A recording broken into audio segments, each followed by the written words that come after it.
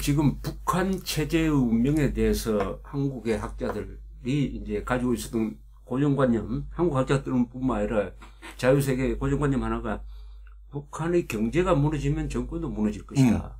이렇게 봤는데 결과적으로 이게 맞지 않았습니다. 그렇죠. 맞지 않은 이유는 북한 체제는 주민들이 굶어 죽어도 견딜 수 있는 힘이 있지 않습니까? 네. 그 힘이 바로 북한 노동당 조직부를 중심으로 한 결사대와 같은 그 혁명유전이라든지 이런 코어 그룹이 있고 또 무자비하고 뭐 몇십만 명 굶어 죽어도 눈 깜짝하지 않고 오로지 핵무장에 전력을 투구할 수 있는 그런 구조를 가지고 있고 그 다음에 어느새 굶어 죽은 그 반작용으로서 주민들이 각자 도생하다가 보니까 시장이 생겼다. 그리고 이 정권이 시장을 어느 정도 허용해가지고 그래서 이 기본적인 먹고 사는 문제는 이제 당이 해결하는 것이 아니라 시장이 해결한다. 각자가. 근데 또 당이 주민들을 먹여 살리지 못하면은 당의 통제권은 약화될 것이다. 이렇게 봤습니다. 그죠? 네. 물론 약화되었으나 북한 노동당 정권은 스탈린 모택동하고 또 다른 어떤 철저한 권력을 위한 권력 집단. 공포 정치. 예, 공포 정치. 그리고 조지 오웰의 1984년에나 나올 수 있는 그 심리적 통제 장치를 가지고 있다는 것을 강화를 한 것 같고요. 그 다음에 우리 강 장관님께서 작년에 그 두만강, 압록강 지역을 직접 이제 다니시고 해가지고 쓰신 그 훌륭한 보고서가 평양 고보 그 동문회지 대동강에 나왔는데 그걸 제가 읽어보고 참 감탄했습니다.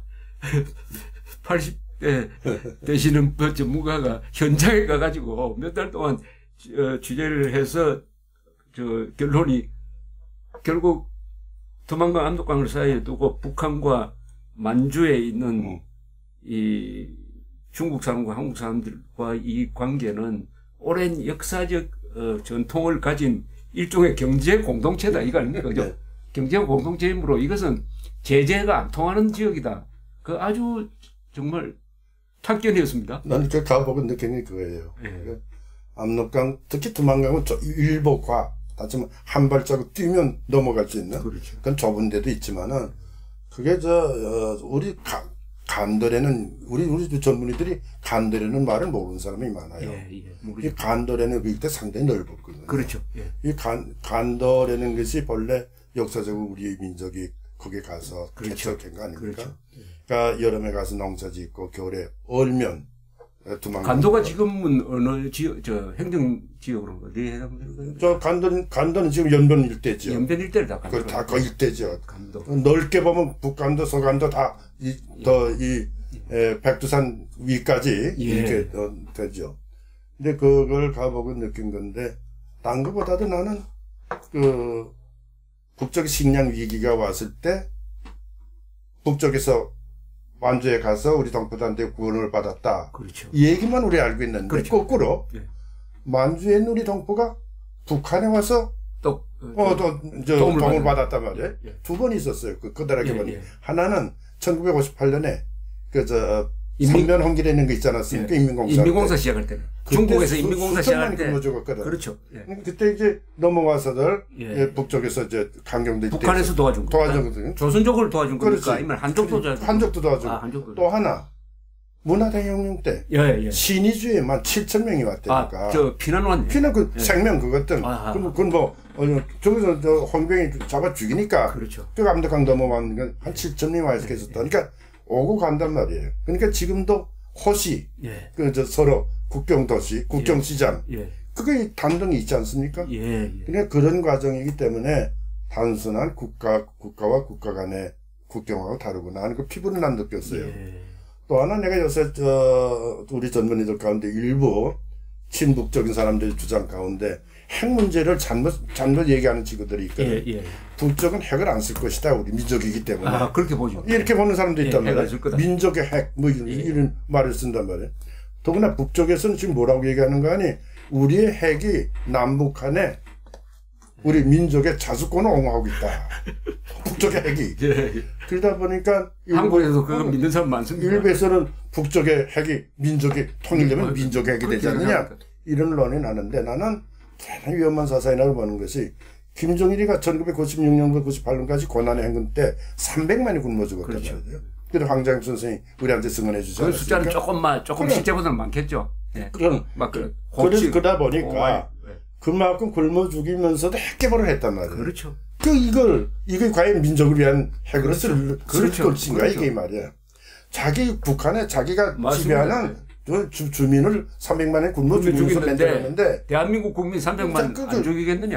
필요하다면 말이 안 된단 말이죠. 그래서 필요하다면 죽이죠. 마음대로 날 쓸 수 있다고 본단 말이에요. 그것뿐만 아니고 지금 화생 무기, 화학, 생물학 무기가 얼마나 5,000톤이나 갖고 있으니까 난 그런 의미에서 이 남북 간의 안전보장 문제는 우리가 생각하는 것보다 훨씬 위험한단 말이에요. 내 도쿄에 있을 때 재밌는 얘기를 들었어요. 한국 사람은 세 가지를 모른다. 하나는 얼마나 잘 살고 있는지 모른다. 나리도 공항에 가봐라. 얼마나 한국 사람이 많이 오느냐. 우리 일본 사람보다 더 잘 산다 이 얘기고. 두 번째로 한국 사람이 얼마나 위험한 곳에서 사는지를 모른다. 북한이 얼마나 위험한지 모른다. 지금 뭐 세계에서 중동보다도 이제 동아시아에서는 한반도가 제일 위험한데 자기가 얼마나 위험한 곳에서 사는지를 우리는 모른다. 셋째로는 일본의 군사력이 얼마나 강한지를 모른다. 그러니까 참 일본이 그 자위대 하니까 단순한 자위대 생각하는데 따라서 나는 이 4대 강국이라고 하니까 주변 그게 변화가 자꾸 우리만 높이 발전된 것 같이 생각하는데 중국 보세요. G2가 되지 않았습니까? 그렇죠. 미국, 일본, 세계는 아직도 넘버3 되지 않습니까? 그렇죠. 경제력으로. 거기에 따라서 군사력이 얼마나 강합니까? 난 또 러시아는 러시아대로 그렇고 미국은 미국대로. 그러니까 주변 4대 강국이 전부 커졌단 말이에요. 그리고 우리도 거긴 커졌는데 상대적으로 보면은 옛날과 뭐 그렇게 다른 게 있느냐 그 힘으로 볼 때 상대적으로는 그렇죠. 따라서 상대적 관점에서 주변 관계를 보고 전략적 관점에서 우리를 생각해야 되는데 자꾸 간혹 미국과 중국 간에 우리가 중재자 역할을 한다고 하던데 그래서 많이 동북아 균형자론 아닙니까? 난 그거 대단히 우리만 생각하는 것 같다. 주변 국가를 다시 보고 그들의 힘을 우리가 생각하면서 우리가 얘기할 건 얘기해야 되지 않느냐. 예를 들면 그 1970년대 키신저가 갑자기 중국 방문하지 않습니까? 줄리하고 얘기한 내용이 그 비밀 보고서가 그 일부가 나왔어요. 나온 거 보니까 뭐 자기들이 한반도 문제에 대해서 자기 멋대로 얘기를 하고 있거든요. 그런 현상이 잘못하면 미국과 시진핑과 트럼프 간에도 얘기할 수 있지 않을까. 그게 걱정이에요. 그러니까 지금 강장관님 말씀대로 대한민국은 핵 무장국가 속에 있는 유일한 비핵 무장국가죠. 그렇죠. 일본을 준 핵 무장국가로 분류를 한 다음에 제가 하는 이야기입니다만은 그렇다면 한국에 살 길은 우리가 핵무장을 하든지 핵무장을 싫어한다면은 유일하게 우리를 도와주는 핵무장 국가인 미국과 찰떡궁합이 돼가지고 그렇죠. 말하자면 미국의 핵이 우리의 핵이다 라고 생각할 정도로 한미동맹을 2중 3중으로 묶어놓는 거 이 길 이외에는 없다는 거는 그거는 국민학교 정도의 IQ만 가져도 상식이라고 생각합니다. 그런데 무슨 민족 우선론이라는 걸 앞세워가지고 북한 노동당 정권을 같은 민족이라고 착각하고 북한 주민만이 우리와 같은 민족인데 그리고 북한은 민족이라고 할 때 남한의 보수 세력은 민족 안에도 넣어주지 않잖아요. 그러니까 우리 6.15선에 제일 나쁜 게 우리 민족끼리 통일한다 하는 이런 조항을 떡 넣어가지고 이 민족을 무기화하는데 남북 간에 이상한 통일전선이 하나 형성됐다는 거 이거 정말 걱정이 되는데 어쨌든 이게 현실의 벽에 어떻게 부딪히는지 그렇다고 현실의 벽에 부딪혀가지고 그 부작용을 내고 국민 분열을 일으키면서 그때서야 바로잡으면은 이게 얼마나 시간 낭비입니까? 나는 내 경험을 말씀드린다면 이런 거예요. 1970년대 남북대화할 때 내가 북한 국장 겸 남북대화 사무국장이었단 말이에요. 예. 그러니까 남북대화를 하라고 그러니까 이제 시작을 했는데 사무국장 입장에서 예를 들면 사무실 둘 갖고 있었으니까 지금 감사원 앞에 있는 베트남 대사관이 그때는 남북 조절위원회 사무실 무너져서 비어 있어서 거기다 잡고 했는데 거기에 앉아서 남북 관계를 대화를 진행시키다 보면은 적자회담할 때니까 야 이거 빨리 가야 되겠구나. 어떻게 해서라도 가야 되겠다는 생각을 해요. 그래서 가는 방향으로 머리를 정리한단 말이죠. 그리고 오후에 이문동에 북한 국장 자리에 딱 앉으면은 전부 통일전선이에요. 보이는 건. 이것 때문에 이렇게 들어오고 이렇게 들어오겠구나. 이건 막아야 되겠구나. 막아야 되겠구나. 이런 이중성. 그러니까 두 가지 역할을 하셨네. 상반된 옥지와 역할. 균형. 옥지와 대화. 이게 균형이라는 게 얼마나 어려운지 모르죠. 난 그때 절실히 느꼈어요. 그럼 어떻게 해야 되느냐. 정세의 변화에 따라서 긴장이 고조될 때는 역시 북쪽의 옥지가 중심이 돼야 되거든. 그렇게 되면 뭐 대화는 아무래도 뒤로 물린단 말이에요. 정세가 아주 좋아지면 그때는 대화가 중심이 돼서 억지가 좀 줄어들고 이 유연성이라고 할까?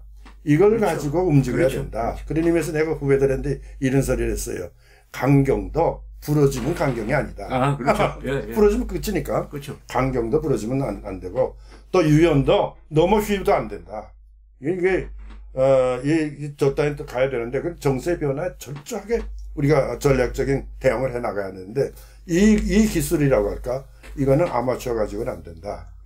풀어야 된다. 이런 소리를 후배들한테 했어요.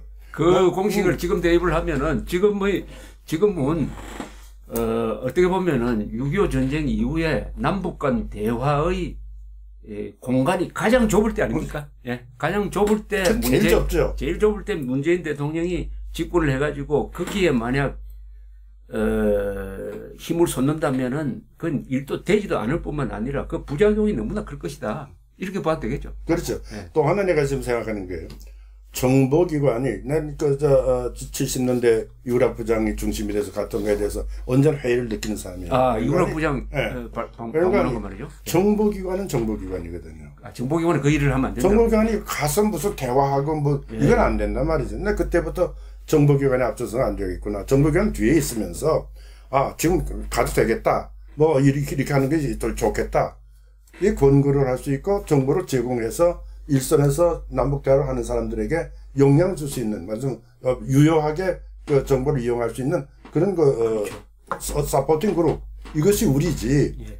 정보지. 그걸 전부하는 사람이 앞장서서 북쪽에 가서 뭐 어떻고 이렇게 되면 이 억지를 담당해야 되는 이 부서가 어떻게 됩니까? 그렇죠. 그게 바로 지금 김대중 정부 시절에 당시 이름이 국정원으로 바뀌었을 때 임동원 국정원장이 말하자면 남북관계의 실무자 역할을 하면서 남북간 왔다 갔다 하고 만인이 보는 데서 김정이라고 귀속말 나누고 특히 나중에 밝혀졌지만은 김대중 대통령이 현대그룹을 앞세워가지고 4억 5천만 달러를 조성해가지고 그걸 김정일이가 가지고 있는 해외 비자금 계좌 등으로 4억 5천만 달러를 보낼 때 그 보내는 송금책 역할을 국가정보원이 했습니다. 해가지고 세상에 간첩 두목이 해외 가지고 있는 비자금 계좌로 돈 보내주는, 불법 자금 보내주는 역할을 이 국정원이 했으니까 저는 그 순간 국정원의 정신과 전통이 좀 무너졌다고 보는 사람입니다. 그 뒤에도 계속 이 국정원이 남북 대화 역할을 하려고 하는데 이번에 또 국정원장 임명된 사람도 일종의 무슨 대화 전문가가 이렇게 됐는데 그렇게 되면은 국정원이 본연의 임무 대공기능, 그러니까 공산주의자의 침투를 막는, 그리고 대북 공작 기능, 그리고 미국과의 협조를 통해서 국가 정보를 수집을 해가지고 대통령한테 보고함으로써 전략 정보를 정확하게 파악하도록 이 기능이 약화된다. 이 말씀 아닙니까? 네. 그러면서 최근에 어느 신문 보니까 그 얘기를 지적을 했습니다. 맞으면 국정원이 그런 일에서 좀 손을 떼면 좋겠다. 그렇죠. 그런 걸 봤는데 나는 지금이야말로 전담 부서가 지금 그동안 30, 40년의 경험이 있으니까 이제 경무를 살려가지고 전담 부서가 북쪽과의 대화의 중심이 되고 나머지 부서는 지원하는 올바르게 정보 공유하는 그런 현상으로 가야 되지 않을까 그렇게 생각하고 특히 내가 걱정하는 것 또 하나 있어요. 1880년부터 1910년까지 다시 말하면 그 임오군란 이후에 우리나라가 조선 총독부가 생겨서 식민지로 전락할 때까지 한 30년 동안 예. 그동안에 중국 총국이죠. 중국과 러시아, 일본과 미국 이 간의 갈등. 예. 이것을 지금 절실하게 느끼는 그런 거예요. 이렇게 되면은 지금은 남북 간의 관계로 지금 갈라진 것 같은데 잘못하면은 친미, 친중 이렇게 갈라질 가능성은 없을까? 이미 갈라졌죠. 나 그런 것이 또 이제 이게 노골화돼서 반미 이꼬르 친중, 그렇습니다. 반중 이꼬르 친미 이렇게 이런 식으로 이렇게 갈라지면은 이게 내부가 또 복잡해지겠구나. 특히 이제 여전히 그 경제 문제 때문에 나는 우리 경제가 중국의 25%나 무역 의존도가 생기는 걸 보면서 내가 1979년에 중앙정부를 그만두고 전 세계를 한번 돌고 나서 그때는 중국 못 갈 때니까 일본의 경제인 게이렌당 경제단체 협의회 거기를 갔어. 겐단행 거기를 가서 왜 간 거 아니? 1972년에 일본이 미국과 중국과의 관계가 니슨이 왔다 갔다 하고 잘 되니까 먼저 국교 정상을 해버렸단 말이죠. 맞습니다. 그리고 다나카 수상. 다나카 갖고 72년에 했습니다. 그죠? 그래서 막 들어갔거든. 선수를 쳐버리죠. 막 들어갔단 말이에요. 근데 그때 가서 어떤 경험을 가졌을까? 그걸 이제 경제인들한테 좀 물어보러 갔었어요. 가보니까 구체적으로 기록은 안 돼 있지만은 문서는 안 돼 있지만 기록이 많이 나와 있었어요. 다시 중국에 들어가면 맨 처음에는 환영하다가 뭘 올리고 해서 기업을 이제 잡아먹는 그런 과정을 가는 가능성 이런 것을 쭉 스타디한 것을 그때 조그만 지금 같지 않죠. 그때는 중국의 힘이 그렇게 강할 때가 아니니까 더구나 일본의 기술이 높으니까 그렇게 못하지만은 그런 가능성을 쭉 분석한 보고서가 있더라고요. 그래서 그것을 내가 가지고 와서 그때 경제하는 사람들한테 보여주면 적이 있는데 그 후에 91년에 우리가 92년에 국교정상화 되면 들어가지 않았습니까? 그렇죠. 그때 내가 그걸 생각하고 일본에 갔더니 그때 경험을 그때는 책으로 나왔더라고요. 그래서 이것들 읽어라. 애당초 가면은 잘 되는 것 같지만은 잘 받아들이는 것 같지만은 기술 뭐 다 빼먹고 그러면 내쫓는 이런 현상이 오니까 조심해야 된다. 그런 게 근데 급하니까 뭐 많이 중소기업들이 많이 간 것 같은데 그 결과 지금 25%가 됐거든요. 그렇죠. 근데 이걸 어떻게 줄이면서 우리가 그렇게 되니까 자꾸 그렇게 나가니까 우리 여기는 말하자면 기업의 공동하고 비슷하게 여기 잘 안 되니까 너저 뭐 노동임금 높으니까 이걸 어떻게 다시 돌아와서 여기에 자리 잡게 만들면서 대중 경제 이전도를 줄이고 이래야 4대 강국 간의 관계에서 우리의 발언권이 좀 높아지지 이 상태로는 안 되겠구나. 이렇게 되다가 또 한 번 18세기 말엽에 친중, 친청, 친일 뭐 이렇게 파가 나오는 식으로 이렇게 또 분열이 분열되면 큰일이겠구나 하는 생각을 하고 있어요. 지금 걱정하시는 게 현실화되고 있는 게 특히 4대 배치 문제로서 지금 노무현 정부뿐만 아니라 뭐 중앙일보 같은 신문사라든지 좌파는 물론이고 이런 사람들이 우리 방어무기 그것도 시급한 방어무기를 설치하는 것도 중국의 양해를 받아야 된다 이런 표현까지 있습니다. 양해를 받아야 된다, 협조를 받아야 된다 이런 이야기 나오는 것은 이거 딱 직설적으로 정확하게 이야기하면은 친중 사대주의거든요. 근데 그런 주장을 하는 사람들이 이념적 성분을 보면은 좌파적, 친북적 또는 자기들이 뭐 진보라고 하는 사람 또는 종북적 이런 사람들인데 저는 앞으로 한국에서 이미 간판을 바꿔달 거라고 봅니다. 친북 세력, 종북 세력, 좌파 세력이 종북은 이제 못하죠. 김정은을 추종하는 건 그렇게 안 되니까. 속된 말로 쪽팔리니까 종중으로 바꿀 거라고 봅니다.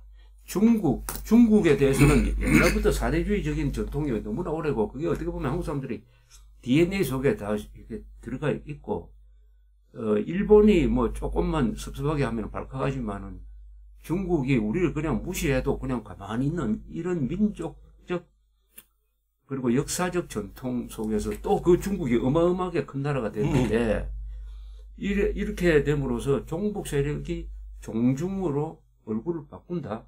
그래 되면은 지금 현재 딱 이 순간에 한반도를 둘러싼 역학 구조는 이렇다고 봅니다. 저는 이념적으로 분석을 하면은 핵무장한 북한, 그리고 핵도 있고 현금 동원력이 세계에서 제일 강한 중국, 그 다음에 한국의 이른바 진보 세력이 어떻게 보면은 동지적 관계를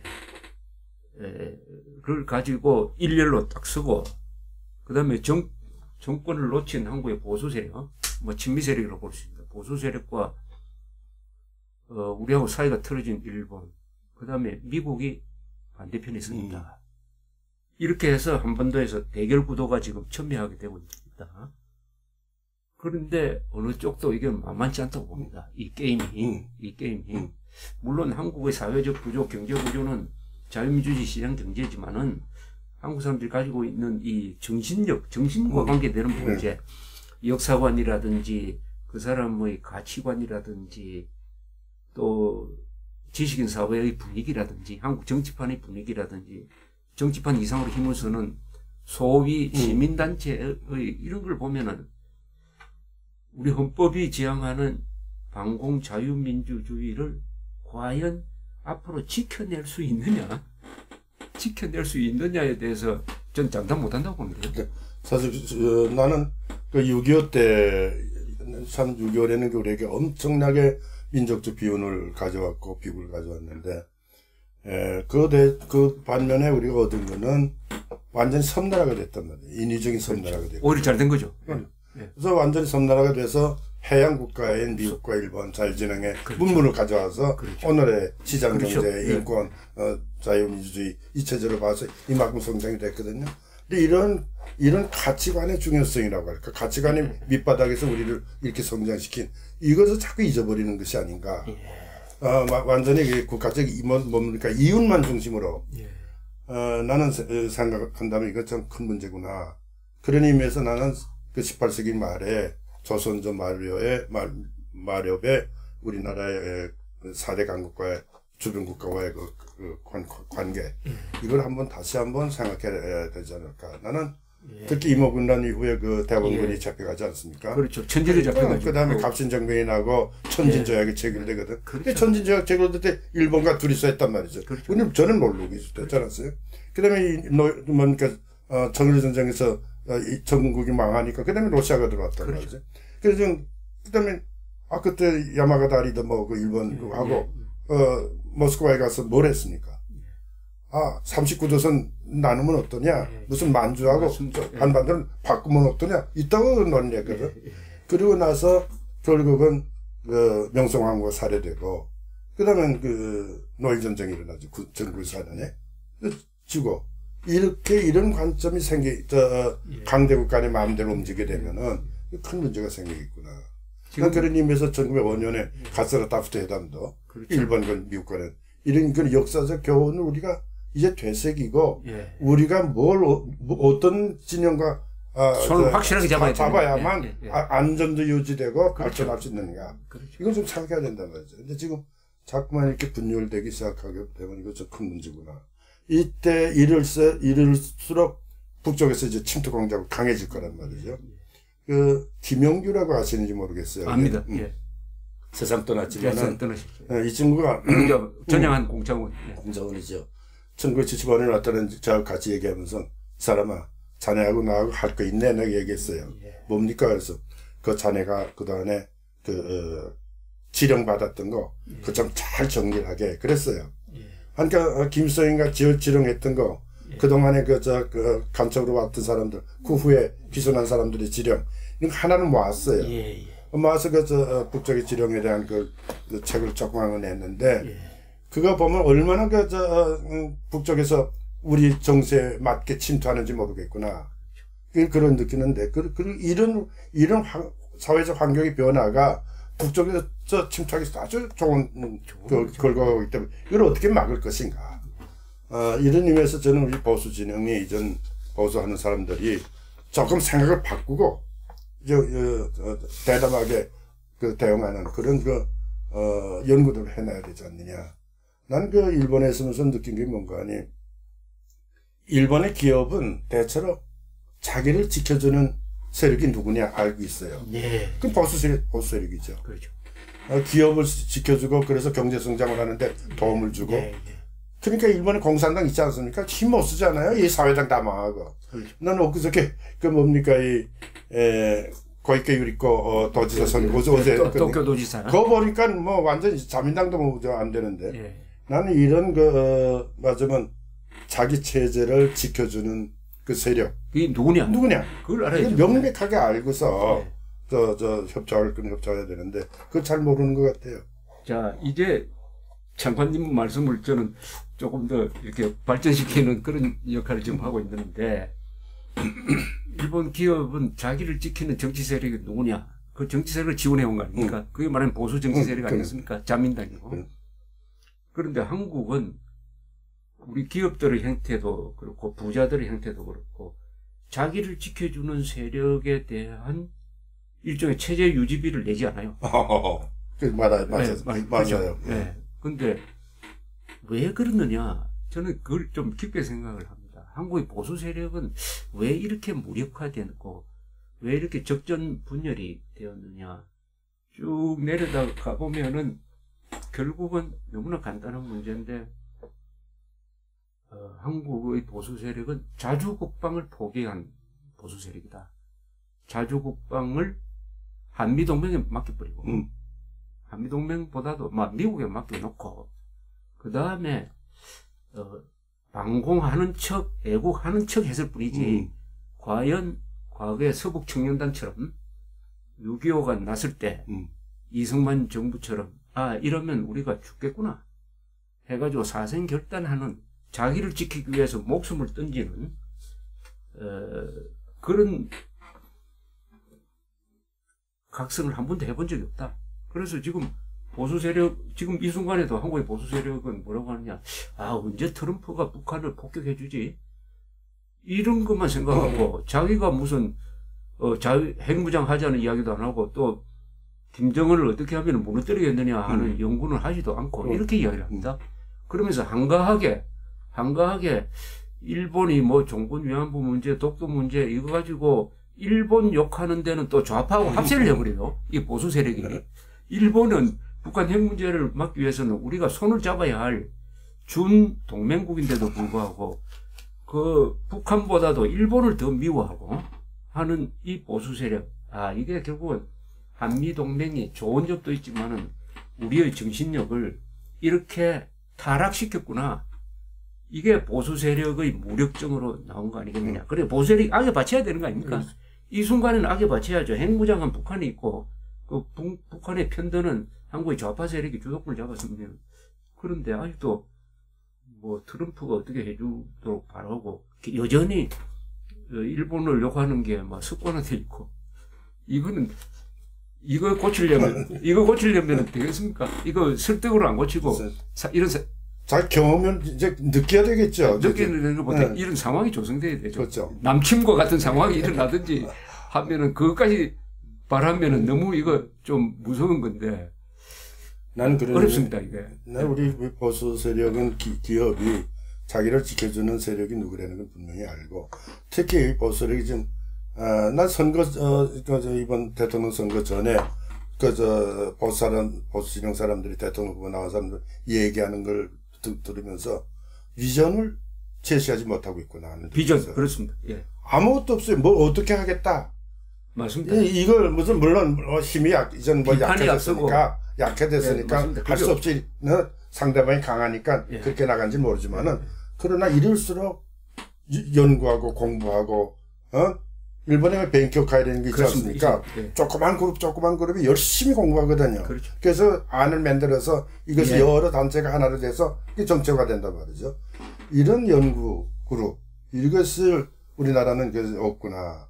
특히 보수 세력은 없구나. 말로만 큰 소리, 그래서 말로 강한 소리 하면 그것이 무슨 뭐 강한 것 같지 말이죠.